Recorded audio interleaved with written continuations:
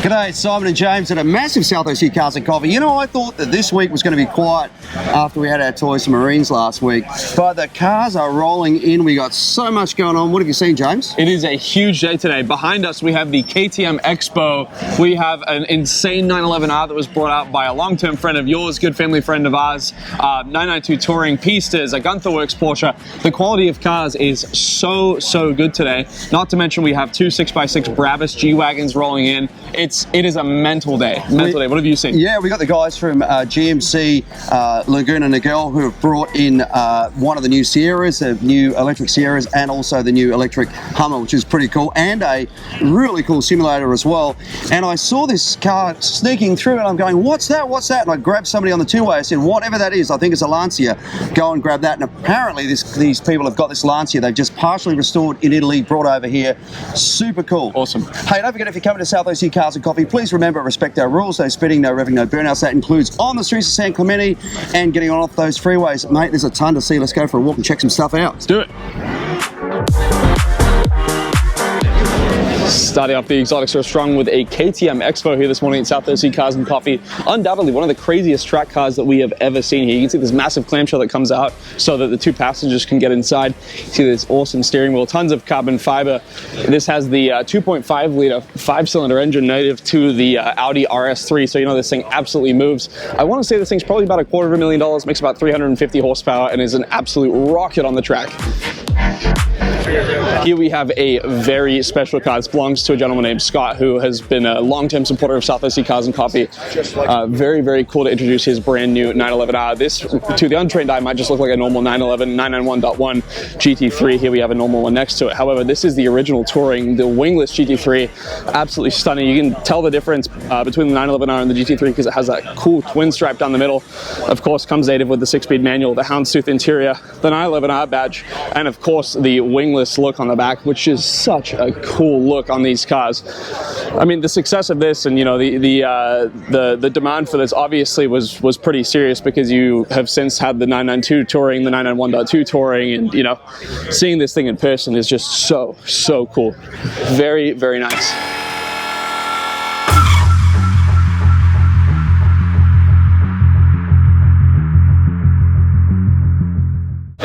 I really think that it's hard to beat the 488 piece. In my opinion, this is the absolute perfect Ferrari. I know that it doesn't have that naturally aspirated V8 that everyone loved from the Speciale, but I think in terms of looks, it is really hard to beat this car. You can see this one has the Daytona seats on the inside, the beautiful yellow paint with that stripe down the middle. Massive carbon ceramics. I know this thing absolutely shreds. These cars are so fast. You've got so much horsepower made into those rear wheels. Just a very pretty car.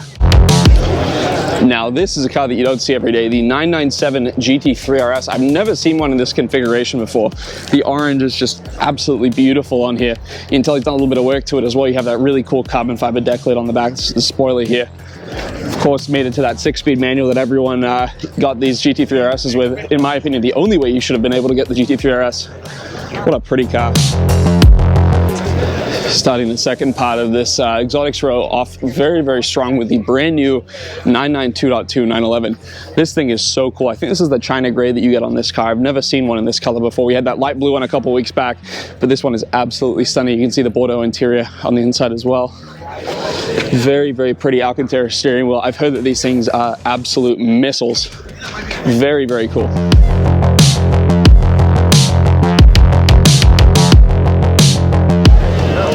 Here we have a couple of very cool cars in a row, starting off with the beautiful 812 Competizione, one of my absolute favorite Ferraris. This thing is so cool. If I wasn't going to get that Pista that we talked about just before, this would absolutely be my pick. I want to say it's around $1.5–2 million. Absolutely crazy. And this, compared to the original 812, is just wild. So much more aero on this car. You get kind of the squinted lights. It's the same lights, but that deck lid comes down and gives it kind of a bit of a meaner look. You've got the fins on the back. No no rear glass, which is very, very interesting. Very, very cool. Next to it, we have 2 generations of GTR, the R34 and then the R35. Very, very cool seeing these two side by side. I've never seen the 2 blues next to one another like this, but this thing is absolutely stunning. Brought out by the guys at Obzu, who actually brought this caravan of about 15 cars. This is so, so cool. Love the R34. You get these classic JDM seats, the 6-speed manual on this. Very, very cool. And then next to it, the R35, which is an absolute missile and so far ahead of its time in terms of technology. I mean, for a car that was developed in the early 2000s, something like this is just so, so impressive. And you know, the platform clearly is aged very, very well because they still make it to this day. Very, very nice.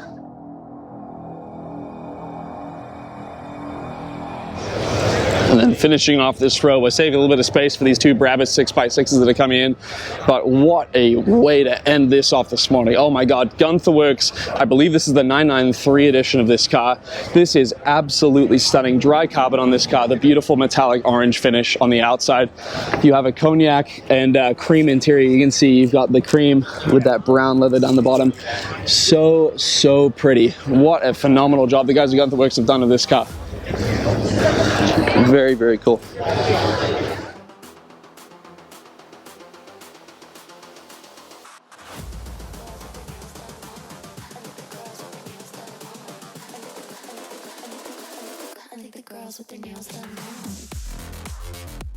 Big welcome to Jason from Cadillac GMC Laguna Niguel. Jason, thank you for coming out. You guys have got some great cars here this morning. Tell me about what we are looking at.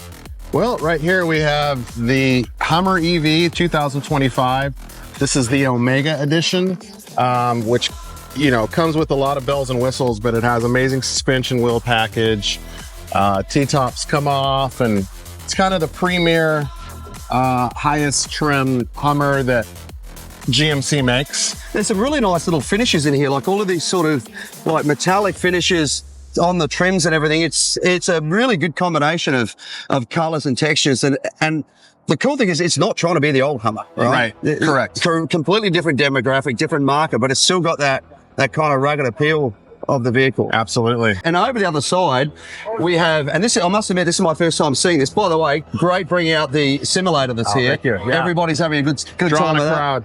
So this is the new Sierra EV edition. And this is a Denali fit out. So this thing's pretty cool. So this is 754 horsepower. Yes. 785 foot-pounds of torque and a range of 440 miles. And you can get I think I saw a 100-mile charge in around about 10 minutes or so. You can, yeah. And this is just hit the market about 2 months ago, 2025 Sierra EV. Top of the line electric truck on the market right now.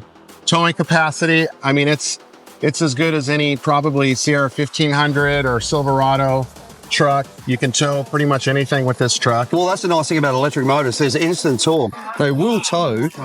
You lose some range when you tow, but you've got the torque and the ability to be able to do that. Absolutely. It's not trying to spin up a turbocharger, for example, to get the torque up.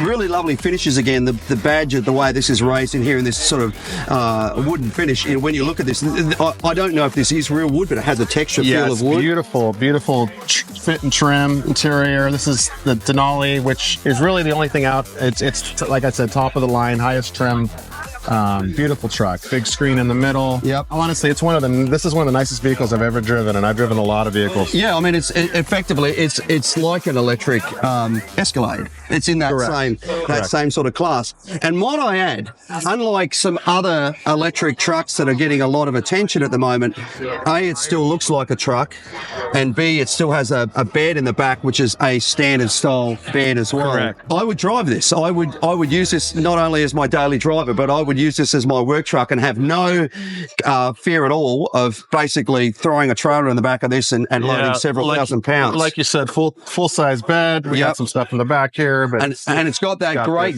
tailgate that GMC was the first to actually come up with it. Correct. It's great to have you out here, Jason, to have GMC as part of the event. Hope you guys get a lot of attention today, and we hope to see you back. Well, it looks like we are, and we're honored to be a part of this amazing, largest weekly car show in the nation. Thanks for having us. I really do. Our pleasure. Thanks, mate. Okay.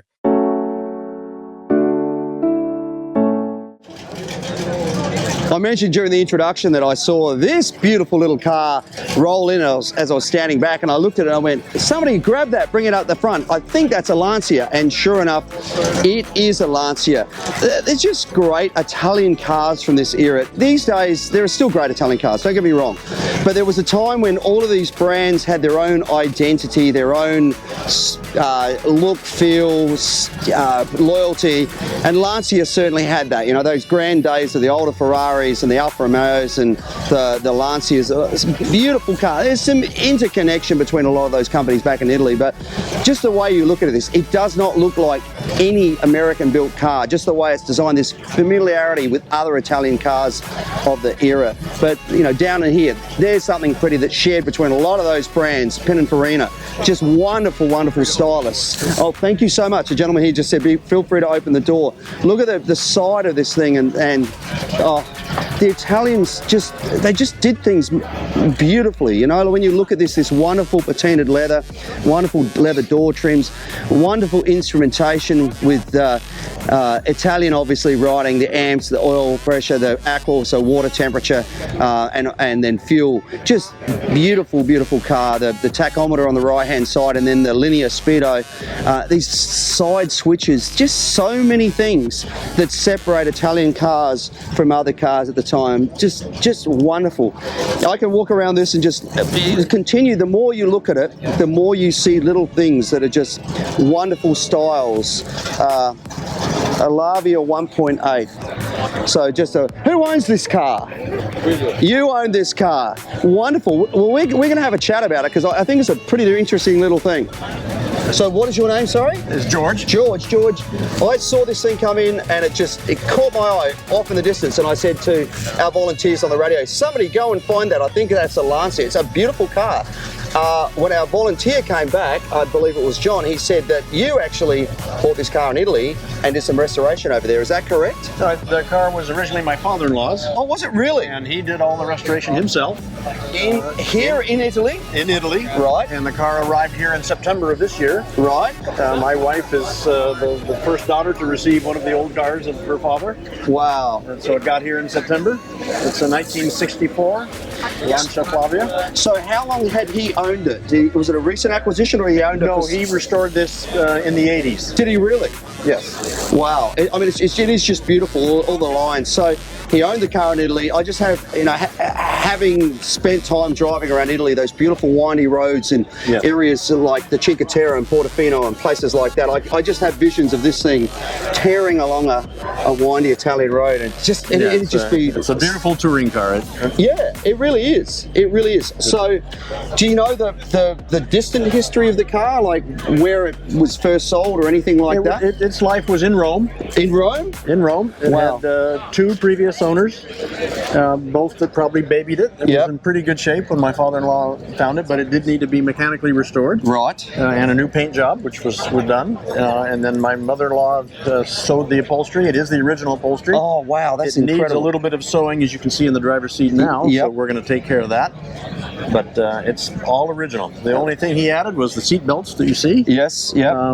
And the car was not originally sold with a radio, but there's a 1980s radio mounted there, as you can see under the dashboard. Yeah, right. Other than that, everything, including all of the mechanical parts, are original Lancia parts. Oh, that's amazing. Now, was this same engine used in any of their other vehicles? It probably was. That part I'm still learning about. It's a 1.8 liter transverse mounted boxer engine. Yeah, which is really interesting. So I said before, it didn't look anything like any of the, say, American style cars. If you look down here, so here's our downdraft carburetor, and this is, as you can see, basically the engine's running across this way. A boxer engine. So think Porsche, think Subaru. Older than that, there's other cars as well. We get the name of it escapes me at the moment, but we get other cars that were these older boxer engines like this. But just the layout is not like any other car that I've ever seen, just the way that the distributor's back on this side, the coil over here, oil filter over this side. It's a very interesting design, and the fact that it's sort of transverse mounted like this is very, very interesting. Yeah, and in 1964, that was not so common, and it was one of the engineering accomplishments that Lancia was famous for in that time. Well, I think the great thing about it too, a lot of companies, Citroen was another one where they didn't do what everybody else did, and so they would look at the layout of vehicles from a safety perspective and go, okay, if we get hit from the front end, the motor's going to take the impact, then there's going to be like a crushable zone through here with our brake booster, air cleaner, everything else before it gets back to the passenger compartment. A lot of other manufacturers weren't thinking about safety and front end impact, but good designers were. So it's kind of interesting, right? Yes. Well, it is a beautiful car. I really appreciate you bringing it out and sharing it with us. I hope you get a lot of attention today because it certainly deserves it. It's our pleasure. Thank you for your interest. Great to have the guys from Superperformance along this morning. These guys, of course, build authentic replicas of vehicles, and they're known obviously for the Cobra, but of course they've got Daytonas, they do that Corvette, they do a range of different vehicles. This obviously is the classic. This is like the Cobra Mark III wide body side pipes, running a Shelby motor in this thing with a Holley on it, Edelbrock manifold, real old school stuff, which I really like. But you don't have to have that. You can buy this thing with, for example, I've driven one with a Coyote with a Whipple on it, so huge horsepower. I've also driven the earlier Mark I, which is what we call a slab side, effectively, with a 289 in it as well. But there's a lot of little details in Superperformance that you won't get in a, well, let's call it what a lot of the others are, a kit car. For example, this particular one has Smith's gauges because of the era that it was built. It also has a rectangular metal chassis. If you go to an earlier vehicle, like a 65 slab side, you're going to find it's got a round chassis and it's running Stewart Warner gauges because that was what was appropriate in those Shelby cars at the particular time. These guys also build the authentic Shelby Cobras as well. So if you go to Shelby and say, I want to buy a Cobra, they will sell you basically a Superperformance version of a Shelby Cobra, which will have then a Shelby motor, it'll have a Shelby instrumentation, and it'll actually have a different chassis again. So they've all got different chassis, different things about them, whether it's square, whether it's rectangular, based on the particular car. I have driven several of these. They are absolutely incredible. They lose none of that original, authentic, open top, incredible sports car feel. If you're somebody that wants something that's going to turn heads, and trust me, I've never driven anything that's turned more heads. Actually, I have. The day that they let me drive the car that was actually the main car in Ford v Ferrari to the event, yeah, that was the car that I drove down the freeway that had people looking. We had that car, then we had Sarah was driving the car that actually Matt Damon drove, which was almost exactly the same as this one, actually. And then we had a couple of the GT40 replicas as well. But absolute head turners. So this is something, if you want an animal, handful, amazing car, different engine variants. If you want something that's a little bit more subdued, a little bit more cruising the coast, a little easier to drive, a Mark I with a 289, it's just a more simplistic, fun. They all have their strong points. So if you get the chance, if you're in Irvine or if you're in Florida, make sure to look up their showroom, go and check them out, because there's such an experience, and between the people that work there, there's so much knowledge of the original history of these cars. It's worth a trip just to hear the stories.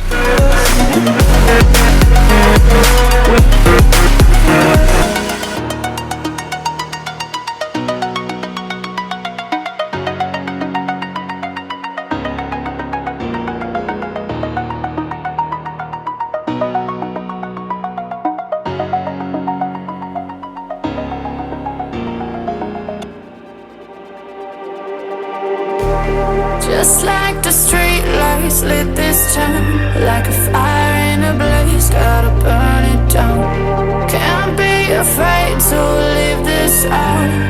We got this far, don't know how. I see danger in your eyes. They know we'll burn down the night. Coming just like the sunrise. You know that we gonna light it up tonight. We gonna light it up tonight. We gonna light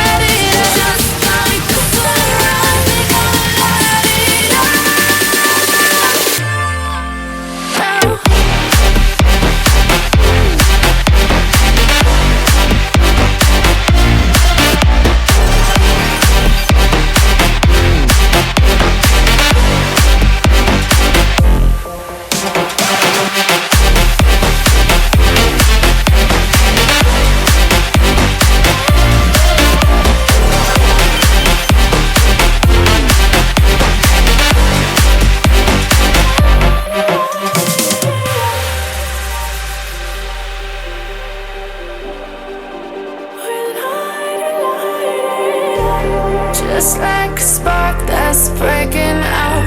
Can't make a stop, can't turn back now. We know that there's no room for doubt. No, we can't turn back now. I see danger in your eyes. They know we'll burn down the night. Coming just like the sunrise. You know that we're gonna light it up tonight. We're gonna light it up, babe. Tonight we're gonna light it up just like the sunrise. We're gonna light it up.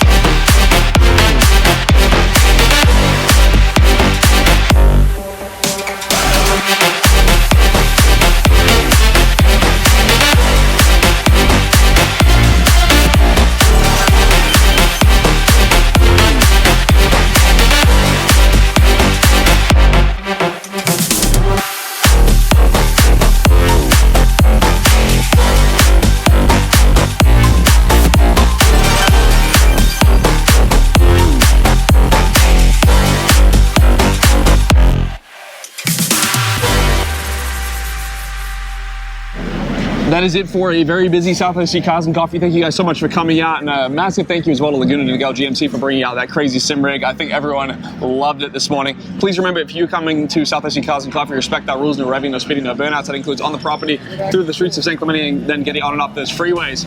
Massive thank you to all the sponsors. We have the Bracketeer Way Marketing, Mazda, McGuire's, iAccent Attorneys, Next Level Auto Protection, Sierra Ineos, Grenadier, Carbon-tastic, Happy Jewelers, Beckwith Financial, Josh the Auto Buyer, Coldwell Baker Realty. I want to say a massive thank you to all the volunteers as well for coming out each and every week and helping us put on this event. We could not do it without you guys. If you want to become a volunteer, hit us up on Instagram at South OC Cars and Coffee Merch. So we handle all the volunteer rostering, and then while you're over there, check out some of our hoodies, t-shirts, hats, stickers, everything. Christmas presents, everything you could possibly want from South OC Cars and Coffee. If you are volunteering, you get to bring your car in before 8:30. Then Ruby's Anna provides a free coffee and donut for everyone helping us out. Yeah, big thank you to Ruby's for doing that, and also feeding the masses, and a big thank you to the outlets of San Clemente for allowing us to be here. Remember, if you need to do any shopping, go to the movies, grab a coffee, whatever, come to the outlets. Someone South OC Cars and Coffee sent you. Well, that is it. Thank you so much for watching. Don't forget to like, comment, and subscribe. We'll see you back here next week for another South OC Cars and Coffee. Thank you guys.